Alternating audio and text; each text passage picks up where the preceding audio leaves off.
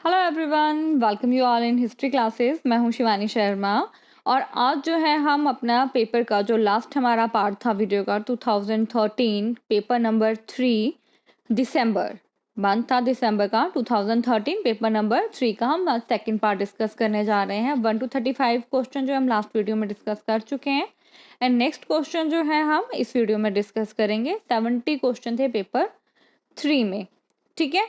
और जल्दी ही हम हिस्ट्री के क्लासेस भी स्टार्ट करने जा रहे हैं, तो आप प्लीज़ ये चैनल भी ज़रूर सब्सक्राइब करें। तो हम स्टार्ट करते हैं। पहला क्वेश्चन है कि हल्दी घाटी के युद्ध में मेवाड़ के अधिपति महाराणा प्रताप को मुगल सेना ने पराजित किया, जिसका नेतृत्व कर रहे थे। तो बैटल ऑफ जो हल्दी घाटी थी वो हुई थी जून 18 में 1576 में, ठीक है। और इसका नेतृत्व कर रहे थे राजा मान सिंह, जो कि अकबर की तरफ से लड़ रहे थे महाराणा प्रताप के साथ। तो बैटल ऑफ हल्दी घाटी हुई थी मुगलों के बीच में और मुगल की तरफ से था महाराजा मान सिंह, ठीक है। और मुगल कौन? अकबर थे उस टाइम में, ठीक है। और राजा मान सिंह कहाँ से थे? अंबर से। नेक्स्ट है हमारा ईवान का मुगल वास्तुकला शब्दावली में अर्थ है। ईवान मतलब कोनों सहित वर्गाकार अथवा आयताकार के रूप में संविन्यास। इसमें जो बिल्डिंग बनती है वो 3 साइड से कवर होती है और उसकी 1 साइड जो है वो ओपन होती है और ये एक पर्शियन टर्म है, ठीक है, ईवान। क्वेश्चन नंबर 38 देखेंगे। किस मुगल बादशाह के काल में मुगल चित्रकला में प्राकृतिक दृश्यों का चित्रण अपनी पराकाष्ठा पर पहुंच गया था? तो जहांगीर जो थे वो फैसिनेटेड थे आर्ट से और आर्किटेक्चर से। तो Jahangir took his connoisseurship of art very seriously. Painting जो होती थी वो क्रिएट होती थी उसके क्लोज कैटेगरी के अंदर, काफ़ी मतलब ध्यान से वो पेंटिंग्स की मिस्टेक्स भी निकालते थे। तो 38 का हमारा आंसर है सी, जहांगीर। क्वेश्चन नंबर 39 देखेंगे हम। निम्नलिखित में से यह कथन किसका है कि पूर्व आधुनिक कालीन यूरोपीय राजाओं की भांति अनेक समकालीन मुगल बादशाह अपने रोजमर्रा के व्यय के लिए निजी साहूकारों के ऋणों पर निर्भर नहीं करते थे? तो J.F. रिचर्ड ने ये कथन कहा था। नेक्स्ट है हमारा क्वेश्चन नंबर 40। आपको मैच करना है स्थान और संस्थापक को, ठीक है। स्थान और संस्थापक मतलब कौन से स्थान को किसने बनाया था? तो शहर बीकानेर राव बीका और कीर्ति स्तंभ चित्तौड़ का राणा कुंभा। शहर अहमदाबाद अहमदाबाद अहमद शाह वन ने बसाया था। और शहर होशंगाबाद किसने बसाया था? कौन बचे हैं अब? अल्प खान। 3, ठीक है। तो हमारा इस 40 का आंसर है सी। 41 क्वेश्चन। स्थान, संस्था और स्थान। कौन सी संस्था मतलब जो इंस्टीट्यूशंस होते हैं वो? तो नेशनल लाइब्रेरी ऑफ इंडिया, ये है खुदा बख्श लाइब्रेरी और सालारगंज म्यूजियम, ये आपको आपस में मैच करना है। तो हमारा 41 का आंसर क्या है? 41 का है सी, नेशनल लाइब्रेरी नई दिल्ली। ये सही युगम नहीं है 41 का। कैसे कि जो नेशनल लाइब्रेरी ऑफ इंडिया है वो है बलवेदर कोलकाता में और ये largest library in India by volume and Indian library of public record, ठीक है। और ये किसके अंडर थी? Ministry of culture, government of India, ठीक है। तो 41 का आंसर है सी, नेशनल लाइब्रेरी कहाँ? कोलकाता में। नेक्स्ट हम देखेंगे अपना 42। आपको मैच करना है पेशवाओं का, अरेंज करना है सीक्वेंस। तो बालाजी बाजीराव थे 1740 से लेकर 1761 तक। उसके बाद थे माधव राव वन 1765 से लेकर 1772 तक, ठीक है। माधव राव के बाद आते हैं माधव राव नारायण, ये थे 1761 से लेकर 1762 तक। और उसके बाद थे बाजीराव टू, ये 1796 से 1818 तक, ठीक है। नेक्स्ट है हमारा 42 के बाद क्वेश्चन नंबर 43। कौन सा कथन इनमें से सही नहीं है? तो 43 में डी जो है वो सही नहीं है कि भू राजस्व से संबंधित राजस्व अभिलेखों को बड़ी मात्रा मध्यकालीन भारत के ग्रामीण समाज के इतिहास के निर्माण में सहायक नहीं है। नेक्स्ट देखेंगे हम अपना 44 क्वेश्चन। निम्नलिखित में से कौन सा ईस्ट इंडिया कंपनी के स्थायी राजस्व बंदोबस्त का मुख्य प्रतिफल नहीं था? तो 44 का हमारा आंसर है डी, कि कृषि उत्पादन को विशेष बढ़ावा मिला। ओके। नेक्स्ट 45 क्वेश्चन, वर्ष 1667 और 1669 के बीच बंगाल का गवर्नर कौन था? तो बंगाल का गवर्नर था उस टाइम वर्लिस्ट। ओके, 45 का आंसर है बी। 46 हैदराबाद के निज़ाम राज्य का संस्थापक कौन था? तो चिनलुलिज खान। ठीक है, तो 46 का आंसर है हमारा सी। ओके, 47 निम्नलिखित विद्रोहों को काल क्रम में लगाइए। तो चौर और हो थे 1820 से 1821 दिन का टाइम पीरियड था।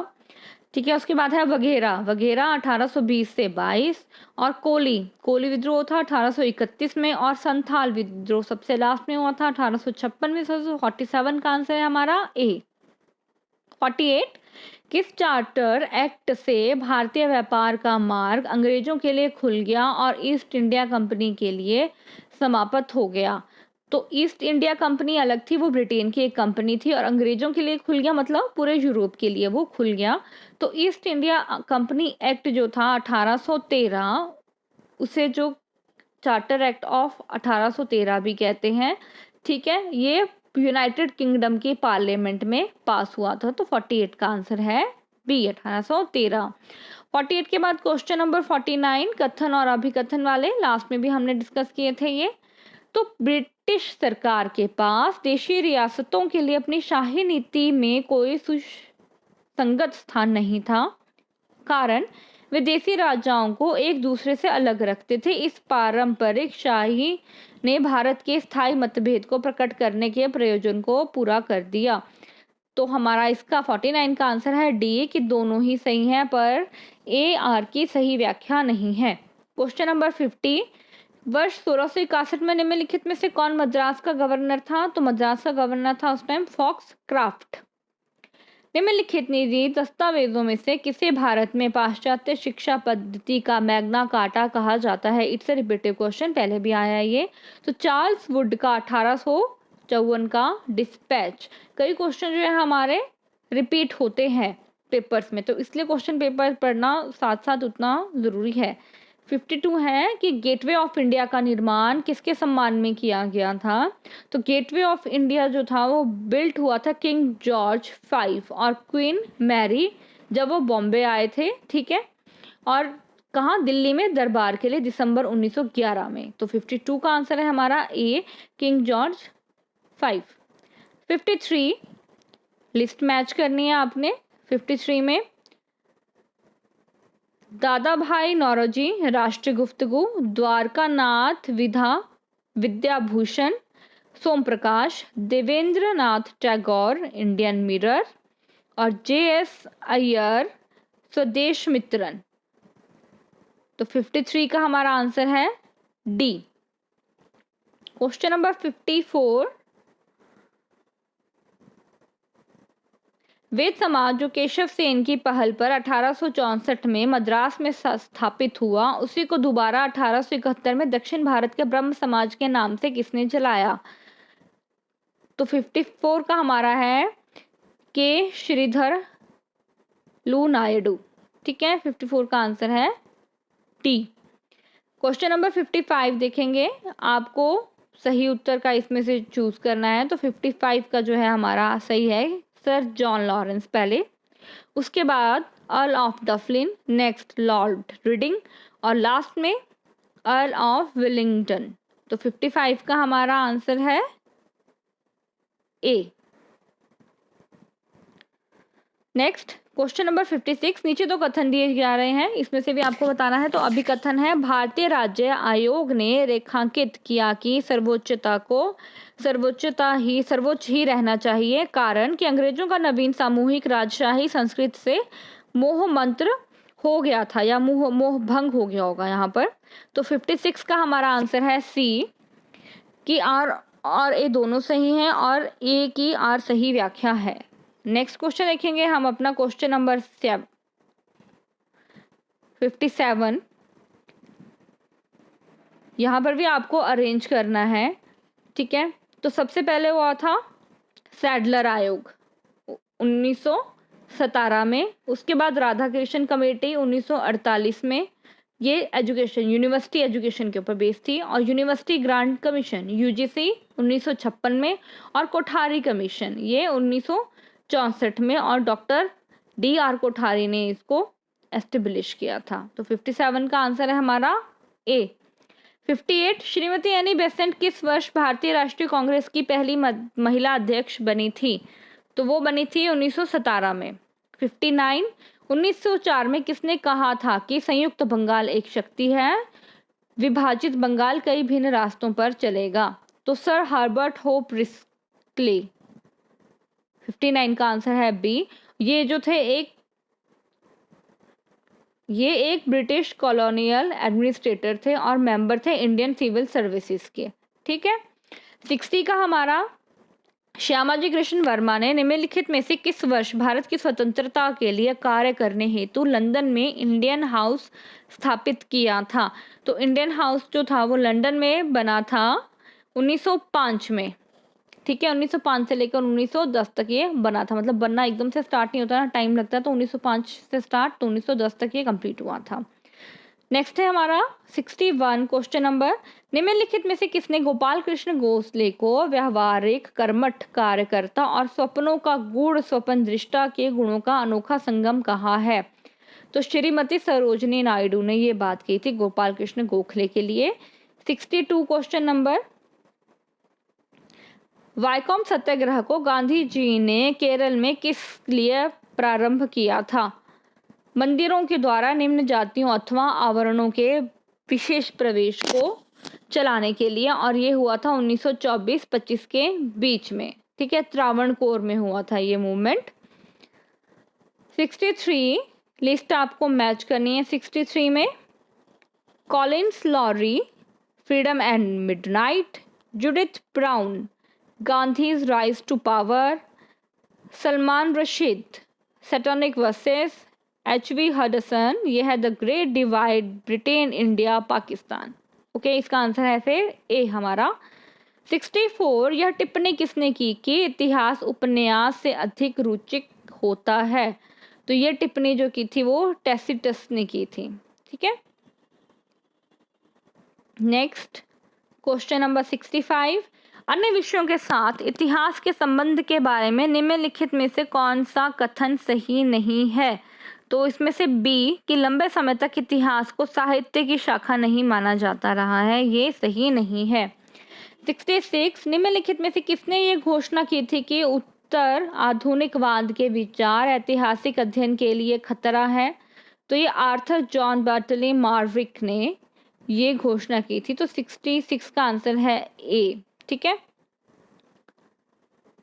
67 पुनर्जागरण काल से संबंधित निम्नलिखित टिप्पणियों पर विचार कीजिए और नीचे दिए गए कूटों से सही उत्तर का चयन कीजिए। तो पुनर्जागरण इस प्रकार की नई सीख को स्पष्ट करता है जो मानवीय विचार के प्रत्येक पहलू में जिज्ञासा की भावना के महत्व को प्रकट करती है। और नेक्स्ट जो है, ईश्वर और अध्यात्मवाद की तुलना में मानव और मानवतावाद पर अधिक बल दिया जाता है। ये दोनों ही ऑप्शन जो है इसका करेक्ट आंसर है। तो 67 का आंसर है। सही कूट कौन सा है इसमें से? ए और बी, मतलब 1 एंड सेकंड दो है, आंसर है इसका ए। नेक्स्ट देखेंगे हम अपना नेक्स्ट क्वेश्चन। सूची 1 और 2 को आपने मैच करना है। 68 क्वेश्चन में Montesquieu, the Spirit of Laws, Dante, Divide Comedy, Rousseau, the Social Contract, और मैकियावेल द प्रिंस। तो 68 का आंसर है हमारा ए। नेक्स्ट में भी आपको लिस्ट को मैच करना है। जैकब बर्खडट, इसका आंसर है the Civilization of the Renaissance in Italy. B Ignatius of Loyola, the Society of Jesus, John Calvin, Institute of the Christian Religion, Emmanuel Kant, Critique of Pure Reason. तो इसका 69 का answer है हमारा ए। 69 के बाद 70, दुरहोम की रिपोर्ट में पूर्ण स्वतंत्र राज्य की दिशा में अंग्रेजों के उपनिवेशों की धीरे धीरे मुक्ति की आवश्यकता का समर्थन किया था। यह सिफारिश निम्नलिखित में से किस पर लागू की गई? तो अफ्रीका में उपनिवेश की ये जो लागू की गई वो अफ्रीका में उपनिवेश के ऊपर लागू की गई थी। नेक्स्ट आपको ये एक पहरा दिया गया है, ये चंद्रगुप्त के ऊपर पहरा है, इसे आप खुद पढ़ सकते हैं कि चंद्रगुप्त के पौत्र जो थे अशोक, टाइम पीरियड था 273 से 236 ईसा पूर्व, जिसे देवाना प्रिय, देवताओं का प्रिय एवं प्रियदासी कहा जाता है, भातृ युद्ध में विजय होकर पाटलिपुत्र के सिंहासन पर विराजमान हुए। ये पूरा पहरा है, आपको ध्यान से पढ़ना है। और उसके बाद इस पैराग्राफ के ऊपर बेस जो है क्वेश्चन है, क्वेश्चंस के मैं आपको आंसर बता देती हूँ, पहरा आप यहाँ वीडियो से देख लेना। 71 कि कुछ अपवादों को छोड़कर अशोक का उल्लेख उसके सभी अप्रियों में देवाना प्रिया एवं प्रियदासी के रूप में हुआ है। ये अपवाद कौन से हैं?